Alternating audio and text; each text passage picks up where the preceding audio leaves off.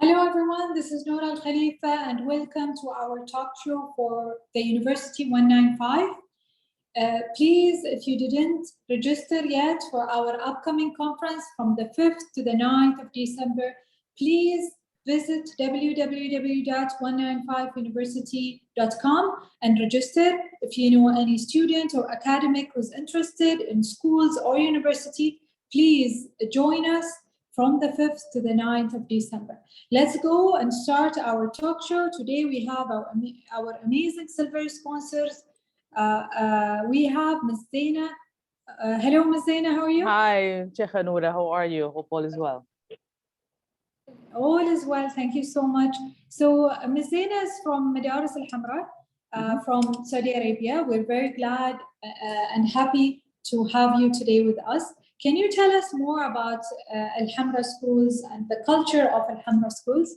Yeah, first, we are delighted and honored to be part of this amazing initiative talking about education for our youth generation. I come from Al Hamraa School. Hamraa is an international school. We are located in Jeddah, Saudi Arabia. The school started back in 1995 as a KG school, adopting the Montessori approach.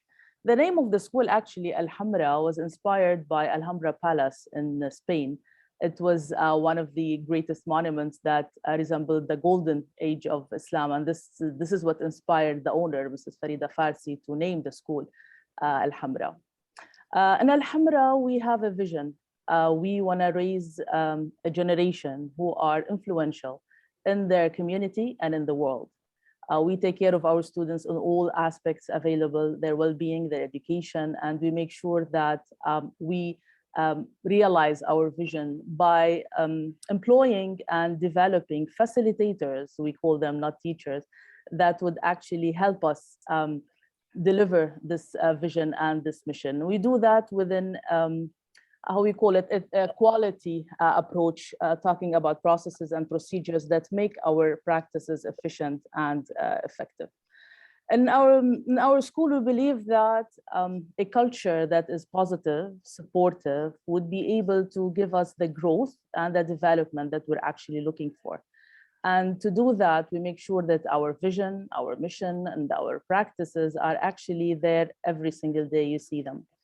I can give you examples of how our culture looks like. We actually have a student council. This is a council selected and elected by students themselves. They represent their peers to actually voice their demands. They do a lot of activities together for the community of the school and outside the school as well. It's a chance for students to practice leadership and teamwork, which we find really, really important.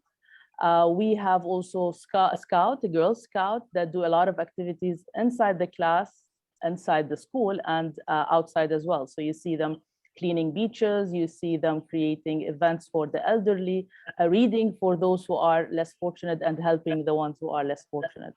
And at the same time, we make sure that our students are well taken care of. We have social workers who meet with our students on a regular basis, especially after the pandemic. We make sure that the health and the mental health and the well-being for our students is taken care of. And at the same time, because a school actually is a community of different stakeholders, we have teachers association that take care of the teachers, make sure they voice their demand, and they do a lot of activities for each other. Same thing for parents association, who are part of every major decision, every strategic plan goal we do. So you can easily say, and we do surveys every year. And the one thing when asked, what is Al Hamraa for you? Everyone says that this is home, and this is what we actually look for. So that's really cozy and nice, especially that it's related to Al Hamraa Palace. Can you tell us the most achievements that you are most proud of? Talking about achievements and Al Hamraa requires a lot of time and a lot of, let's say, a huge memory for that. I'm going to start by giving you an example of the projects that we have in our school that were all taken awards, if you want, on a national basis. We have something we call the hydroponic and the aquaponic projects. These projects were awarded for keeping the school a green school. This is an initiative we started. We have projects related to translating or transforming the kinetic energy into power electrical power. You see the stations of bikes all around the school where students can actually plug in their mobiles or their iPads and they charge them. We have a lot of these initiatives that actually make sure that we are living in a safe, green environment. Now, as for the competitions and stuff like these, I could remember Qitar al-Marifa, we won for 2 years in a row, and that we have also won in the golden medal in ITEX in Malaysia. We have won a lot of a national Olympiad related to scientific innovations. We've done that so many times. We were the first school actually to start the chess competition in Jeddah. We were the first school to start the Olympics in Jeddah.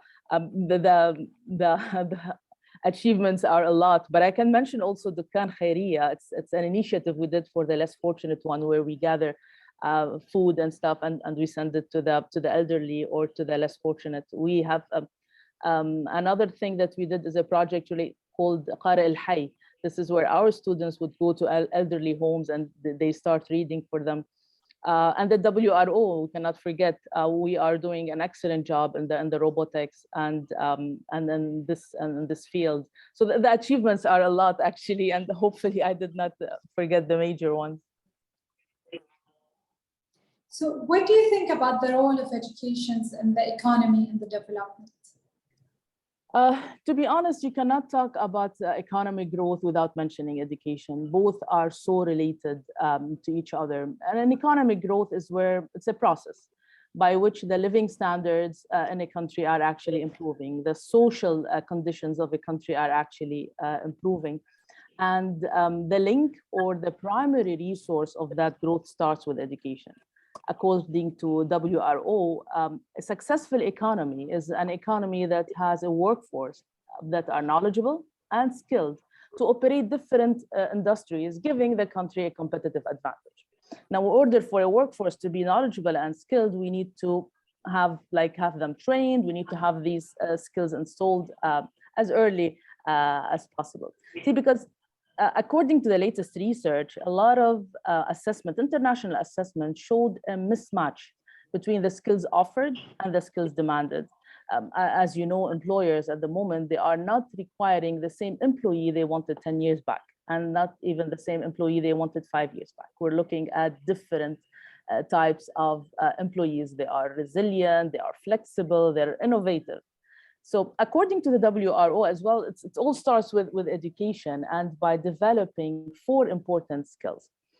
Now, to be honest, the educational organizations do definitely take care of these skills, but to be honest as well, some of the skills had more importance in the education. For example, the cognitive skills, it was always the top priority for everyone in the schools and in the universities as well. We talk about problem solving, creative and critical thinking. That was always on the top. But on the other side, there are other skills that should be as well taken care of. We talk about socio-emotional skills, teamwork, leadership, grit, self-control. These are very important and should be taken care of. We talk about technical skills. And here we talk about the ability to use materials and tools in order to translate everything that is actually taken as a knowledge.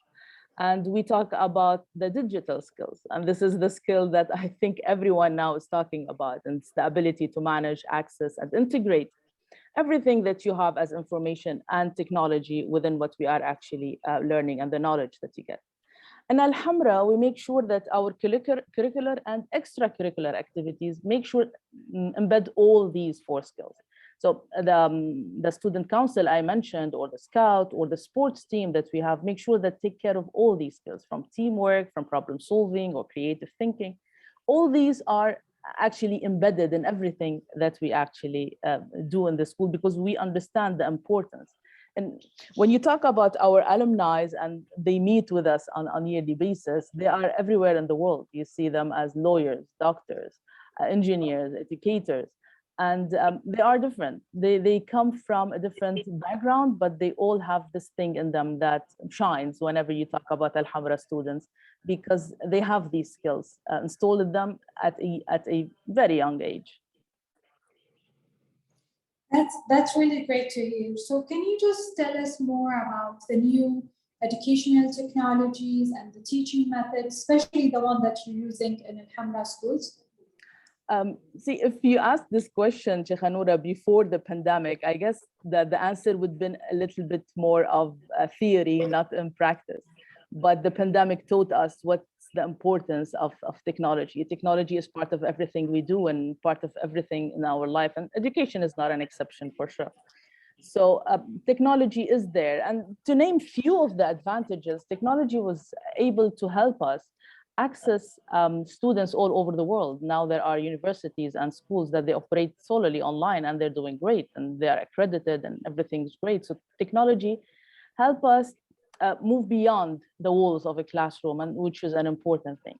And at the same time, technology made information accessible. See, back in the days, if the teacher said it, then it's right. And if the teacher did not say it, that means it doesn't exist. You know, when we were young and we wanted to get information, it's either the teacher is going to give it to you or the book, or if you wanted to know more, you just have to go to the library, open these huge dictionaries and start digging. Now, with few strokes on the keyboard, students can access anything they want. That's the beauty of technology. In Hamraa, I can say that 2016 was the digital year for us, because at that year we did a lot of investments in technology. The first thing we did was actually adopt an LMS, the learning management system, for our students. At that age, at that time, it was a little bit weird. Like, why would you need an LMS? But lucky us, like the pandemic showed the importance of such a thing, and starting like from an early time gave us definitely a competitive advantage over the others. We have labs that operate on virtual and virtual reality, where students can actually dissect by looking at things differently. We have 3D printers that would help students visualize better things that actually work on. That's in addition to our curriculum that is digitized, and students don't have to carry books if they wish not to, but they can see everything online. See, the investment in technology is important, but at the same time, two things are important. Number one, make sure that the students would benefit from that, and make sure that the teachers are able to deliver their messages freely. Like, so many people would talk about technologies like huge investments, but it's not going to give the return. So we make sure that the return we are getting is the return that we're looking for, putting our students first. That's really great, especially after the pandemic. As you mentioned, there is a lot of educational technologies and methods that we are using. True. So can you tell us more about the successful stories and overcoming the difficulties and challenges and exceptional circumstances, especially after the COVID? After the COVID, to be honest, for us, the switch to online learning was not really hard to do, because we've been doing that since 2016. Having the LMS ready made things easy for us. And I do have to admit that students were faster in catching up than us adults. It was easy for them, and they are this generation, technology for them is something really easy. Our success stories, I think, when it comes to digital thing, and started with the robotics back in 2016. In 2016, we were invited by the WRO to present something at the convention that was held in New Delhi at that time. We did not have an idea much about the robotics, not the students as well. So we made sure that we had someone to train them, train the teachers, train the students. We were talking about 12 and 13 young, they were really young, but they did catch up quickly. That was our first challenge. The second challenge was to come up with a topic that would be understandable, worldwide. And we came up with a topic that could, a robot that could pick up the trash from the Holy Mosque of Mecca and distribute it in a way to help recycle it. Traveling there with 12 and 13 was not easy. Parents were really helpful, and they said that they'd actually help us. I think the success we got was we were the only GCC in the GCC, girls team in the GCC. We were able to raise the flag of the kingdom there, and it was such a beautiful moment. And from there, I can say that robotics took a very nice path in Hamraa. We are there in every convention, every summit related to robotics. You would find us. That's really amazing to hear, and congratulations for all the achievements that you have. Thank you. Achieved on schools. Thank you so much for joining us. Is there anything else you would like to conclude? Thank you, Sheikh Noura. I am really honored and delighted to be part of this initiative. That's an amazing thing that you're doing, and educating our young on what to choose and how to be there in the field that would actually be needed in the future. Thank you so much for your time. Thank you so much, and thank you all for joining us live in our social media platforms. Please, if you didn't register yet for our upcoming event from the 5th to the 9th of December, please visit our website www.195university.com and register. If you know any student or any graduated, postgraduated, academic, whoever is interested in education fields, higher education and vocational training, or even interested in schools, please visit our event on the 5th to the 9th of December. Thank you so much. Have a lovely evening. This is Noura Khalifa from Kingdom of Bahrain. Thank you so much. Thank you. Bye-bye.